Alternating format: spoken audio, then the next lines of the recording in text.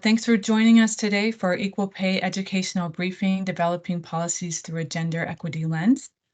We thank you for committing to equal pay and equity in your workplace. My name is Kimberly Vey. I am the Program Director with the California Commission on the Status of Women and Girls. And again, just a reminder, our session is being recorded and will be available on the Commission's website in a few days. We will take questions towards the end, or you can place a question in the chat during Dr. Perla's presentation. To reduce technical issues, please turn off your camera and mute yourself during the presentation unless, of course, you are asking a question. So I'll get right into it and introduce Dr. Perla. Dr. Perla Hernandez Trumkul is a dedicated advocate for gender equality, tirelessly working to garner public support for addressing gender gaps and wage disparities and implementing equitable social and political policies.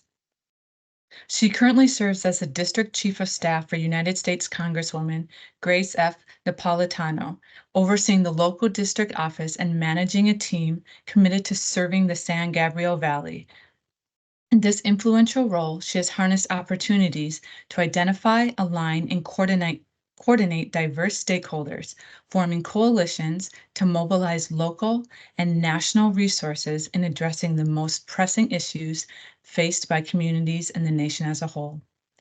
Dr. Perla's advocacy reached new heights when she served as a commissioner for the Los Angeles County Initiative on Women and Girls. In this role, she was pivotal in advancing discussions surrounding pay gaps, family leave, and parental rights, actively shaping policy recommendations and forging partnerships to combat gender inequity. Her efforts created pathways for change and established crucial networks dedicated to promoting equality. Dr. Hernandez's academic journey led her to earn a bachelor's degree in sociology from Whittier College, as well as both a Master of Public Administration degree and a Doctor of Education degree from the University of Southern California. This journey has equipped her with the knowledge and expertise to delve into the complexities of gender and equity issues. While at the University of Southern California, she conducted original, impactful research focusing on the policies and regulations influencing gender and pay gaps, family leave, and parental rights in the workplace. Her commitment to these critical issues extends beyond academia as she continues to engage with communities nationwide, using her platform to raise awareness of issues surrounding gender and pay gaps and stimulate meaningful discussions with communities nationwide. Welcome, Dr. Perla.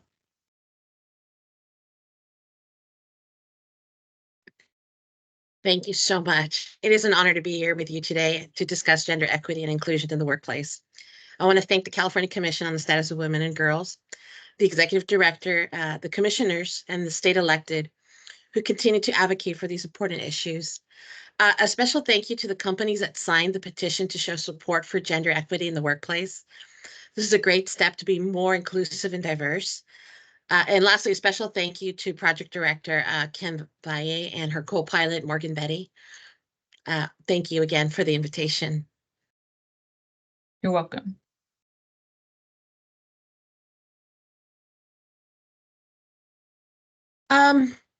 Next slide, please. These are the topics that I will discuss with you. It is so important to be here with you today. The subject matter is changing rapidly. It's shaping our culture, our economic realities, and our history as a nation. Women are promoted to manager at a lower rate than men, and it makes it nearly impossible for companies to lay foundation for sustained progress at more senior levels. Gains in representation for women overall haven't translated in financial gains. Also, women of color continue to lose ground at every step of the pipeline between the entry level and the C-suite. Next slide, please. A great visual here. For the purpose of it as an example, equality represents an approach to treatment of people in society. For example, the model of government giving everyone, say, $5,000 per the child for education, regardless of need. While equity represents a needs-based approach where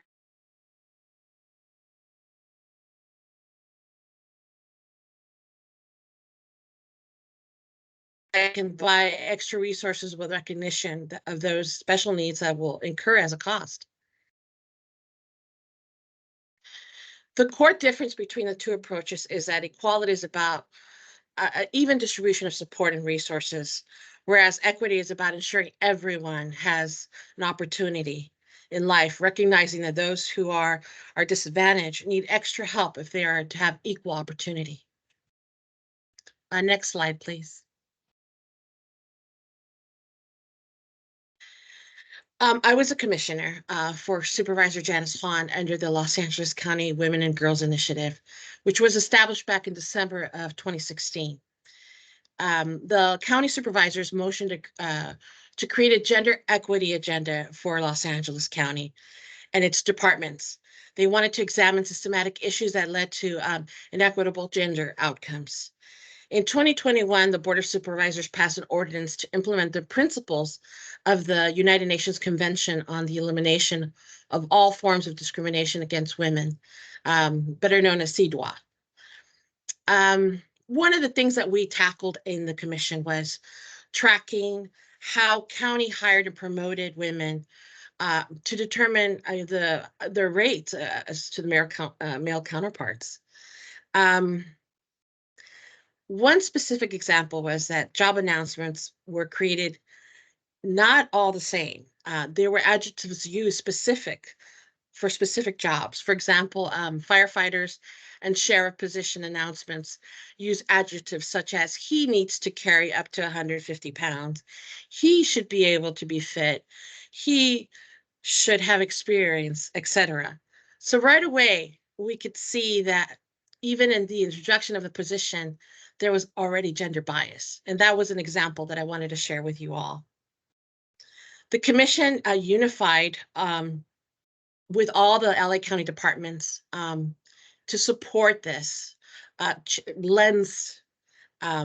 gender lens idea for the county. They created a department that is now the Women and Girls Initiative in LA County and supported programs. And the programs were supported by an all-female LA County supervisors. So that was an extra plus to see that happen while we were still commissioners. Next slide, please.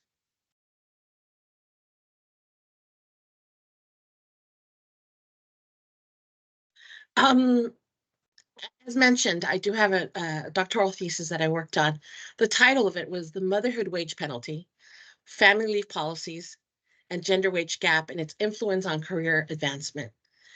My studies found that childbearing and childcare years coincide with the prime years of professional development and growth for many women. Research stated that the wage gap widened for white and Black women, mothers after the time of multiple children and work experience. The data indicated it was very difficult for women to make up the difference in pay after return. It is hard for women in the workplace regardless of their motherhood status. The pandemic made it even more evident that the women were relied on to solve the caregiving needs of their families. And the reason why I mentioned the pandemic was because my study happened to be, it coincided with the pandemic. So, nationwide, as we know, 44% of the women of color stated that unpaid caregiving responsibilities would negatively affect the amount of paid work that they would be able to take. Also in 2021, nearly 275,000 women left the workforce, addressing the caregiving crisis that was apparent. And this was before I was doing my study, and it became apparent right after the pandemic. Women are still underrepresented in STEM. However, they're well represented in healthcare, nursing, assisted living, aides, technicians, housekeeping, custodian work. My studies show that these positions are lower paying than the average, which drives the wage gap. Next slide.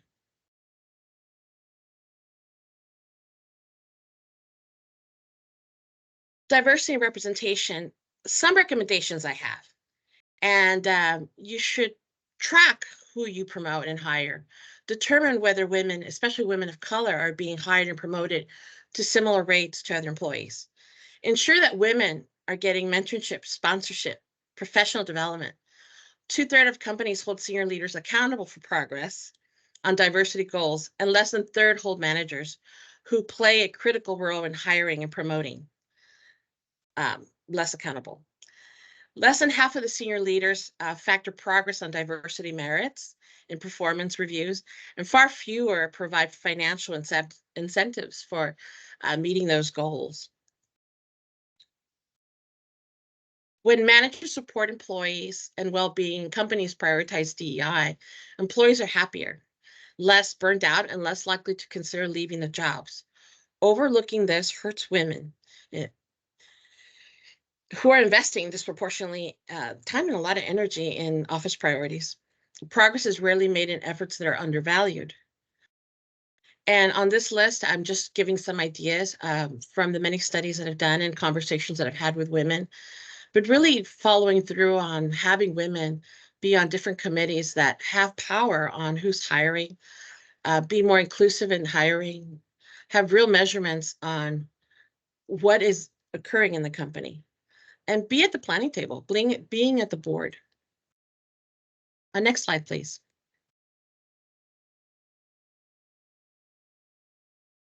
More recommendations and House policy in creating spaces. Companies should invest in all aspects of diversity and equity and inclusion, taking bold steps to ensure that women of diverse identities are well represented. On this list, you can see some of the ideas that are based on my discussions and findings. I interviewed both in my study and during my appointment with the county. Simple to-dos, such as having lactation rooms, designated lactation rooms, adding a changing table at the women and men's restroom. Very important and means a lot to a lot of women, especially women that are coming back after being away for a few weeks. Also considering their training. Companies should provide cultural support for those employees choosing to raise family. In 2018, the median childcare prices for one child range from $4,800 to $15,400, depending on the provider, the children's age, and the county population size. Government investment in child care infrastructure would reduce out-of-pocket expense for families while increasing wages to low-paid workforce. Investments in support of higher maternal employment and full-time work hours and reduce socioeconomic disparities in employment and early care and education. Many of you know all these, but I'm going to mention them. I didn't mention because there's so much to talk about, but in my study, one of the complaints that the people that I interviewed, they worked in this company, was stating that they didn't have an HR department. And in my investigations, HR is the first department to get cut off or during economic downshift. But HR would be great, or someone dedicated to knowing the state and federal law initiatives and policies, such as the Pregnant Workers Fairness Act, requiring employers to power reasonable accommodations to workers related to pregnancy. President Biden just supported Services for Workers and Investing in America agenda.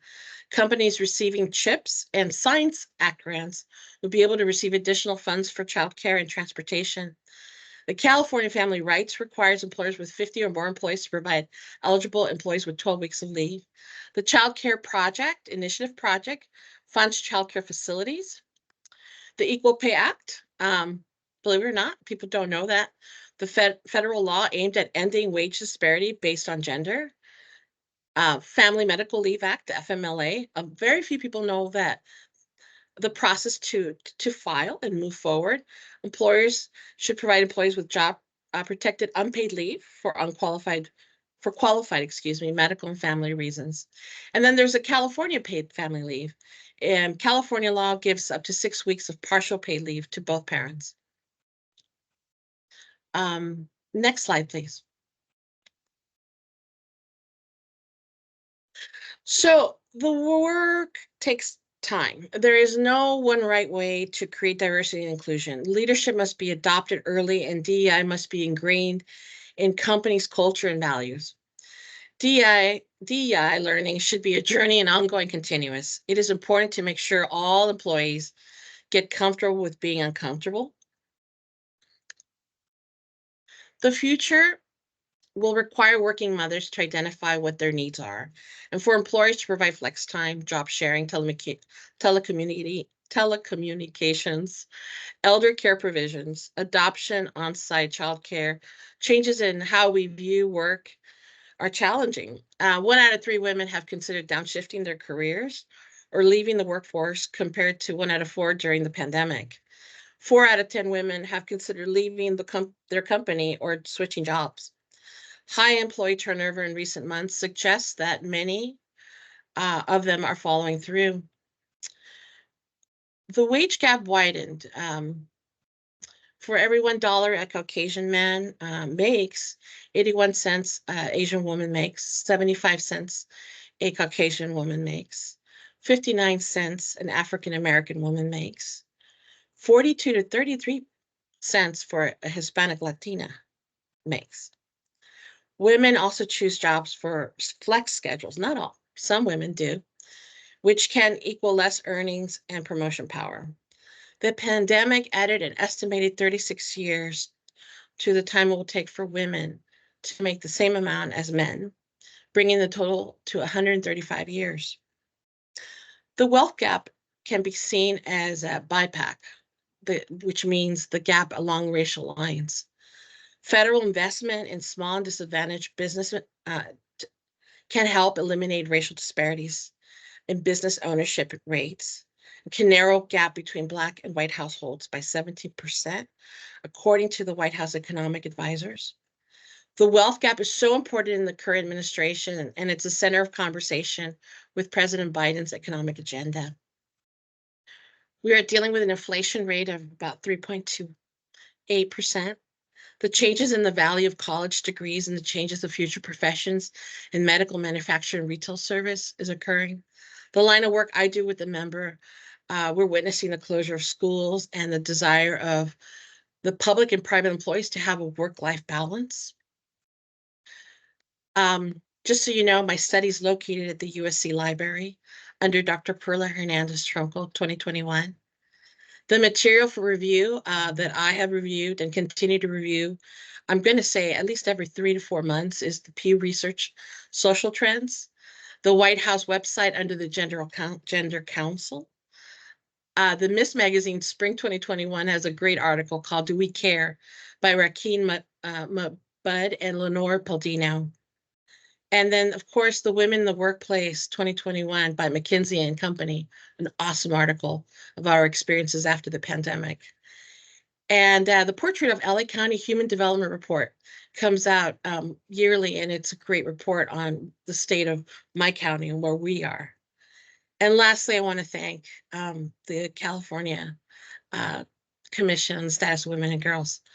Their yearly report and their conferences add to the conversation. They're cutting edge, working directly with St. Mary's and USC and other researchers around the state. California is always on the cutting edge, thanks to this amazing commission. And it's my honor, and I'm so proud to be your speaker today. And thank you. And this is my email and cell phone. Should you want to reach out to me, I'm happy to share my research docs with you. I'm also happy to take more questions and ponder on more ideas for the future. Thank you again. Thank you, Dr. Perla. If anybody has questions, you can put them in the chat or ask, just raise your hand. I have a question for you. I'd like to revisit one of the first things that you mentioned when you were a commissioner on the LA County Women and Girls Initiative, and you were talking about looking at job announcements, just the duty statements alone and the gendered language that they used in the duty statements. And so my question is, what is your definition of like a gender equity lens? And 2, what other things can organizations do? I think duty statements is a good start, but what are some other ways, maybe existing policies that they can examine through through a gender equity lens? Thank you. It's a great question. And we really looked at as a commission, we really wanted to go beyond just the obvious. So besides looking at language used for job announcements, we're also looking at how individual directors, like main directors of each department, promoted the current population within their departments, and what it was the top areas that they were looking at for that promotion. And we found that a lot of people that were being promoted were women. However, sustaining power was the issue, being able to keep them in those positions, partly due because there was student conferences to attend. There were family issues occurring and elder care occurring. And so those conversations led to more discussion about how can a public agency like Los Angeles County Department help fund more programs to support the families, not just the women, but the men as well, in how they care for their elder and they care for their children as they're growing up or as they're transitioning into, old age. This was a conversation that really was key on just everyday experiences. That was one of the things that we did. Another was really work with the economist on the human report and looking at the averages over the last 20 years and noticing that some things have changed and some things have not changed. A lot of conversations about the needs are based on wages, on who lives where and how much income they make. The necessities for childcare really run strongly in communities that were considered low wage or Latino community, African American communities. They run very strongly there. There was also in our conversations with some of the employees, it's like, if it weren't for my mother, if it weren't for a family member or the DIA, or for that matter, the city that I live in, who created a childcare after school program, I wouldn't be able to do this. So a lot of people pay out of their pocket to care for their children after hours. And so we realized this was a huge cost. And so LA County wanted to assist in that process with grants and give more opportunities for families to stay loyal to their position. So that was part of it. And gender lens conversation, besides being an adjective, was also important in the actual doing. So creating an initiative turned into a department. That department now exists as the WGI. It's fully staffed, and they're constantly looking at opportunities to create more of a balance in how women can be more part of the conversation. And now we're also talking about people who don't necessarily identify as female or male, but may identify as non-binary or other. And those are conversations now taking place, which at the time of my study and the time of commission weren't being discussed yet. So it's up and coming. And so that's why I mentioned at the beginning, this is ever changing and it's changing rapidly as the economy shifts and as culture shifts. I hope I was able to answer some. Yeah, thank you for that. No, I love that approach. It just starts with one conversation and multiple conversations, and it turns into this is something bigger. How can we support the working people, not just women, but you said working families in our community? Because you want to nurture their growth and development within their organization and support them. And so I love that it's like a pronged, trickle down prong that just creates change, especially when you're talking about it started as an initiative and now it's a department. So really investing the time and resources, people and money into this cause. So yes, thank you. I'm going to pause to see, because I do have more questions, but I want others to either come off mute or raise your hand if you have questions. And I apologize if I'm not answering quickly. It's just that I don't want to compromise the video. We've had a little bit of bandwidth issues, so I wanted to protect that as well. So I'm trying to stay put. Oh, no, that's great. No, it's fine. Thank you. Does anybody have any questions? I'm gonna look in the chat. I believe Oh, Courtney. Yes, Thomas. Courtney, go ahead. Hi, good afternoon. Would you prefer that I come off video or to preserve It's integrity, just say, it's up okay, to I'll do you. this. Yeah. Okay. Okay. Well, first, thank you so much for both putting this on as well as, sharing your time and your insight. It's really appreciated. I'm here representing the California Council of Community Behavioral Health Agencies. And in conversations that we've had, we have noticed that it's really challenging, at least within like the nonprofit world, to have these types of conversations. Um, Overarchingly about equity, but also specifically within like hiring practices and whatnot. And I was just curious if you had any type of insight or potential, what's the word I'm looking for? But, insight as to how we as a nonprofit, and we represent member providers across the state of California. And so we kind of juggle within like working within agencies and government or whatnot, how we can potentially share with like-minded organizations to get them not only on board in a larger scope, but then also specifically with signing up for the pledge. I hope that wasn't too long-winded, but that's my question. On the pledge, I'm going to have Kim talk about the pledge and the movement that occurred in that pledge. On my behalf, I'm going to just reiterate something that you probably already know, that a lot of the healthcare professions are almost like attracting only women sometimes. And according to the research, it's a given that 90% will follow, that it's mostly women in those positions. In my research, I discovered that then there becomes a standard, financial standard, that all of a sudden is developed, that it's almost like a cap that's created where the financial gain is not there. And I wanted to share that with you because I found that very interesting in the studies from the 80s, 90s, and 2000s. And I wanted to see if there was more, during and after the pandemic. Nothing has changed much from what I gather. And so that's one aspect of it that really caught my attention when you said healthcare providers and the agencies. So it's going to take one organization to kind of combat it. It's going to take one person of each element to start moving forward and create opportunities of change.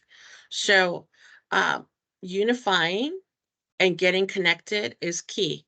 So I found that the best way to do it is to create your own consortium and invite the university, St. Mary's University and USC and the Harvard School on Gender Issues, and invite key speakers and have them all participate in this new consortium of healthcare providers that are interested in creating equity, especially gender equity in your own nonprofit. I find that nonprofits versus private companies, versus even in educational institutions can range in financial opportunities and also range in how much they can or cannot do it based on the law or the lack of information about the law. So that's why I'm going to say that my experience working with the Congresswoman has opened my eyes to possibilities. And the fact that there are conversations taking place with people that gather and they call themselves consortiums or community forums, however you want to call them, they exist and they're very plentiful. And I think getting the different electeds involved is key. And I'm sorry if I didn't quite answer your question, but I'm all over the universe when it comes to this question. And Kim, No, do I you want really to talk appreciate about it. the petition? So sorry. Do you want to talk about the petition and who signed on and why they signed on? Yeah, sure. Courtney, did just want to make sure. Were you trying to say something? No, I appreciate the feedback and response, and it's a helpful lens, and no, that was all. But thank you.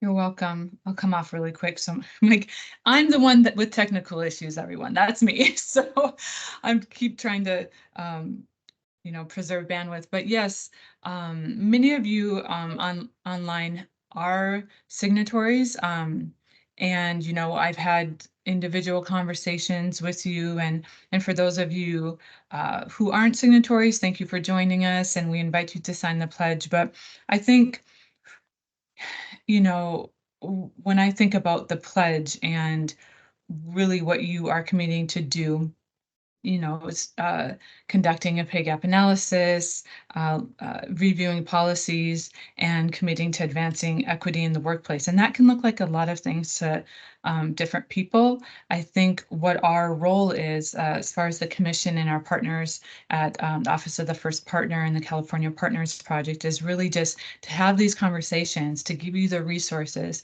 to know that it's okay to not be doing all of the things all at once. But you have to start somewhere, and that can be something such as Dr. Perla was saying, looking at your duty statements, looking at, is there gendered language, having a conversation, is there an HR department that knows, the laws, FMLA, CFRA, paid family, all of these things, right? So at the commission, we are working with our partners to continue to develop the tools and to continue to give signatories, and all of this is public because it's on our website, but tools to be able to continue to highlight the pay inequities and the disparities for women, especially women of color, and doing that throughout the year, because we do want to see the needle move.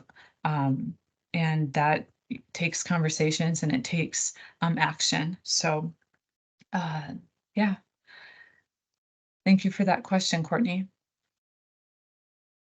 This is Courtney. Thank you so much. Getting texts that some people are trying to get in, but I don't want to touch that. I don't want to push buttons. Okay. I don't know if Susan Reyes got in, but Susan, hopefully you're in. I'm sorry. Yeah, I've admitted. I apologize. I've admitted everybody who was in the waiting room. So thank you for holding on. I appreciate it. Thank you for jumping on. I was asking Kim how many had signed on. We had about 49. So I'm so happy you made it. And I'm hopefully you're having your salad or your sandwich with it. It's lunchtime, so I appreciate you coming on board. I'd love to have these discussions in the future, ongoing with the commission, but also with your organizations if you wish to. I really do mean it. It is ever changing. It is changing so much since my doctoral research in 2021. And again, I was so lucky to be able to examine it during the time where women were really coming in conversation about how little support they were getting while they were raising their babies and while they were taking care of the elder, their mom and dads.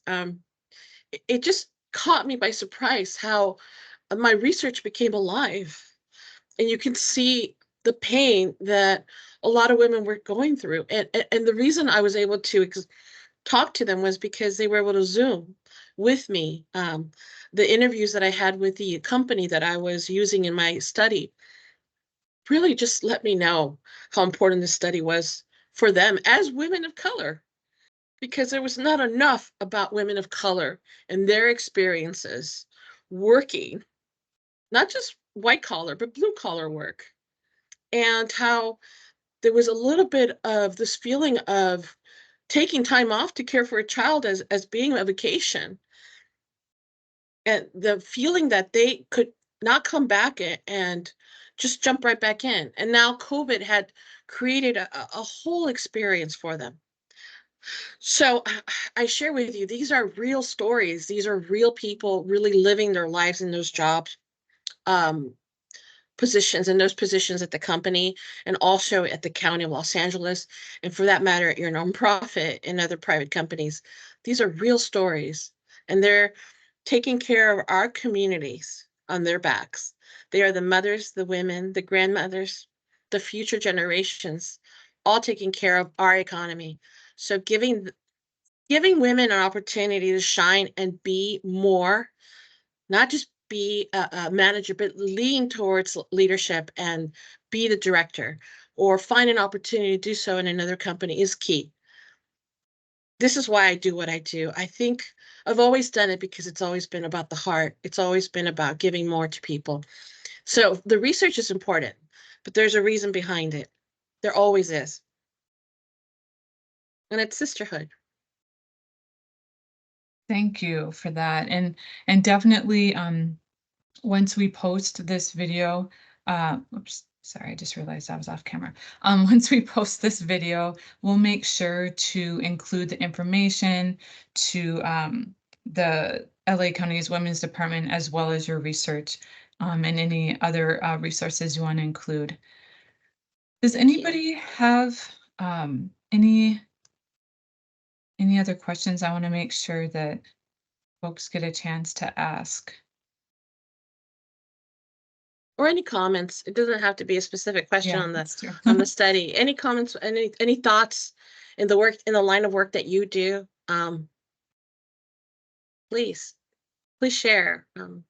I'd like to hear from you. I can't see you, but I'd love to hear your voice.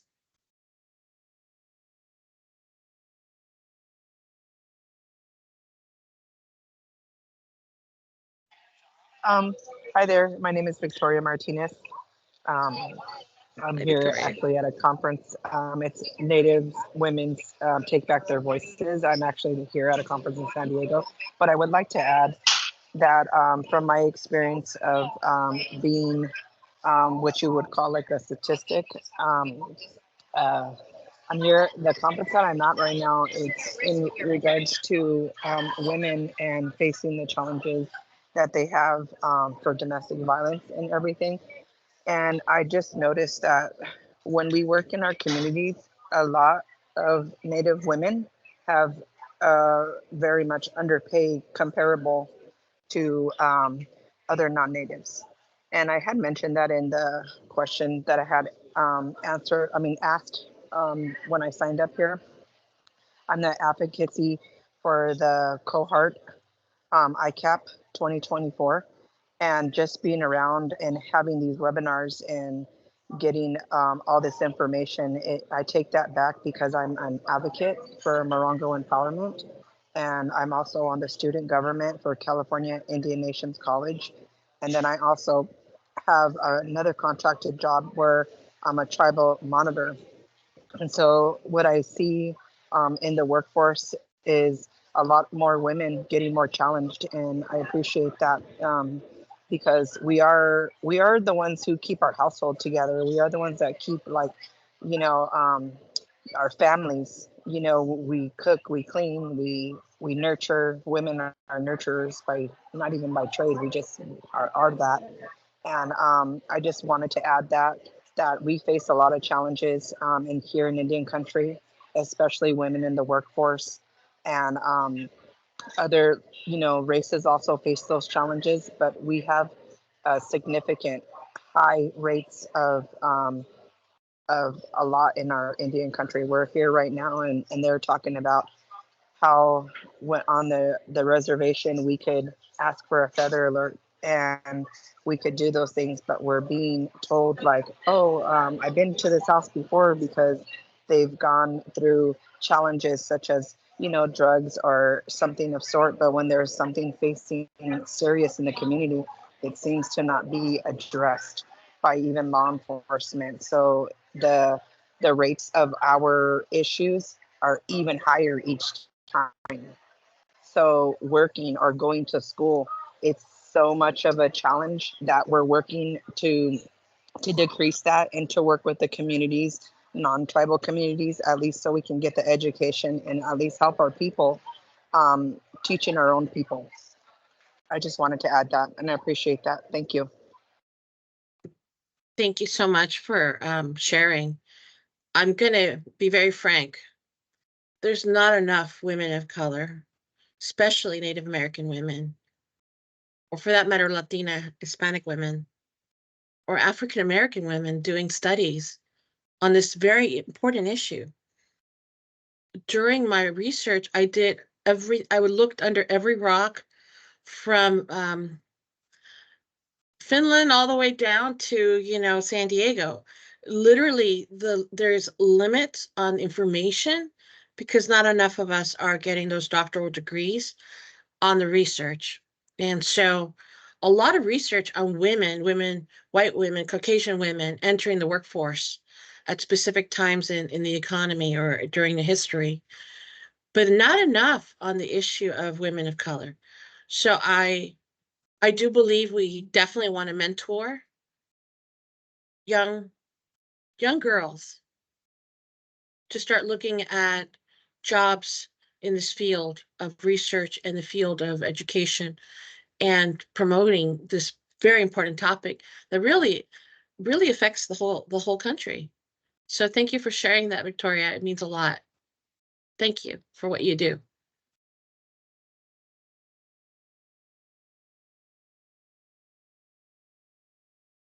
Yes, thank you so much. Anyone else have questions or comments?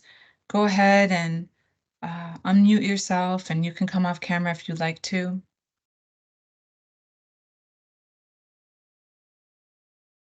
I did also interviewed an attorney during my study, and the attorney, frankly, one of the most powerful attorneys in the country, but in the state of California. And one of the comments was, if I don't have billable hours, I have no opportunity for promotion, even someone like myself. And I thought about it when interviewing this individual. This person had been a very strong leader, well known, well established, but as an attorney, she couldn't do it. And the reason why was because the two boys back home, they were going to school, they were growing up, and she couldn't put the hours in. So being a lawyer was the hardest job she could do. It had to be elected office where she shined, but that's when her kids were much bigger. So I promise you that that conversation really touched me, because even people that I consider the most powerful still suffer through a lot as they move forward in their careers. And thank you for your well wishes as well. Thank you very much for the message. Okay, yeah, I was just looking at the chat as well. Thank you so much for speaking today. All right, Thank I'm you. just saying this for those who might be on the phone and might not be able to see the chat. All right, thank you for everyone. joining for those who are in the chat and have to Thank you, say goodbye. Caitlin. Yeah, thank you everybody for joining. I appreciate you very much. Hopefully I'll get invited again and we can continue our conversation together. Of course, no, thank you so much for being here. I'm looking at the time. We do still have a little bit of time, and just wanted to give anybody else a chance to go ahead and take yourself off mute, or raise your hand if you have any comments or questions.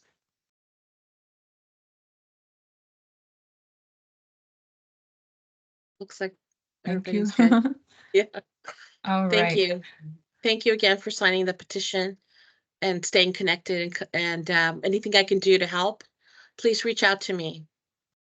Thank you, Perla. And again, I will be putting all the resources and everything on our YouTube video that will be uploaded to YouTube, but everybody on this call, along with all of our signatories, will have access to that. So again, thanks everyone for your time. Thank you so much, Perla, for spending time with us and sharing your knowledge and insight. And we can tell you're very passionate about this, and we are grateful for your wisdom today. So thanks again, everyone, and hope everyone has a great afternoon. Have a great night.